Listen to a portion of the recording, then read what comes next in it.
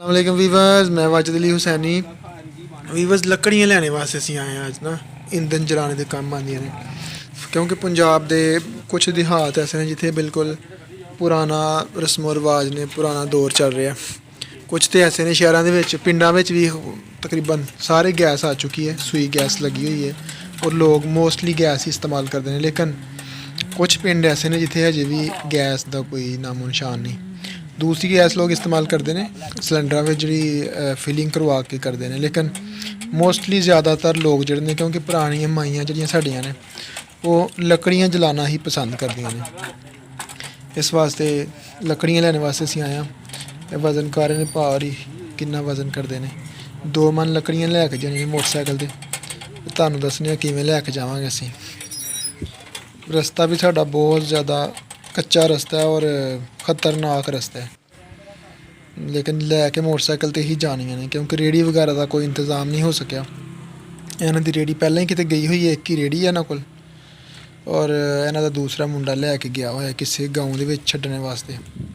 इस वास्ते सानूं मोटरसाइकिल ते ही लैके जानियां पैणियां ने। यह वेखो इन्हां ने किन्ने कम्म कीते हुए ने।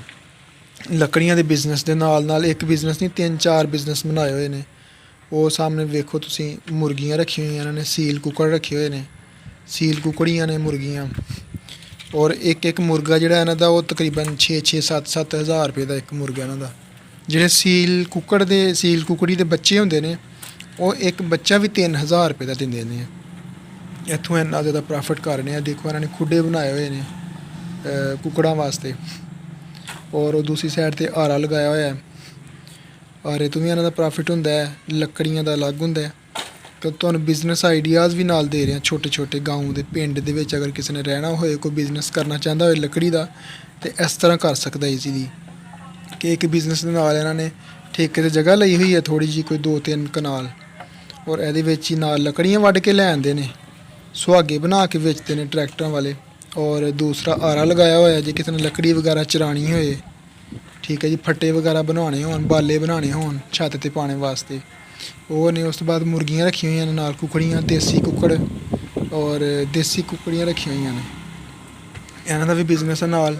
दूसरा वो वेखो सामने बकरियां रखी हुई ने, उन्हां वास्ते भी लकड़ी दियां खुरलियां बनाई हुई ने, ओहदे विच ही पट्ठे पा छड़दे ने सारा दिन।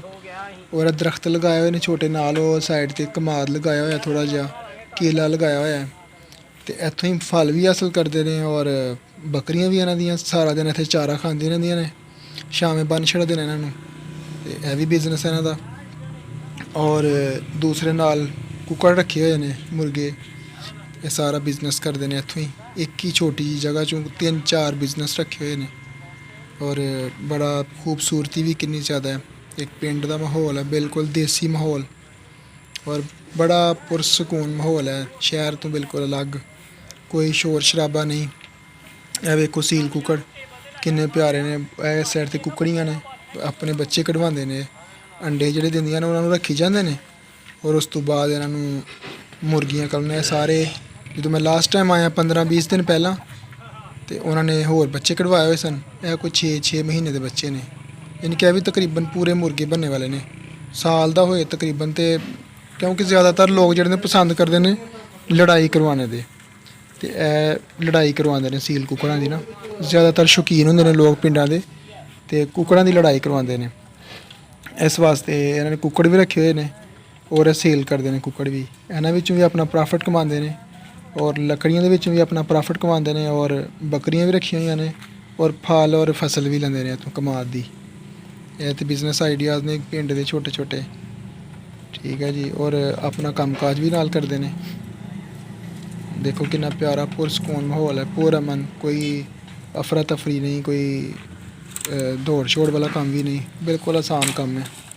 और बिजनेस भी 2-3-4 इकट्ठे किए हुए हैं, जोड़ा कि अच्छा खासा प्रॉफिटेबल इनकम है, अच्छी खासी इनकम हासिल हो सकती है। वीडियो किवें दी लगी है, पसंद आई है, कमेंट ज़रूर करियो, और वीडियो नूं लाइक ज़रूर करियो। Thank you.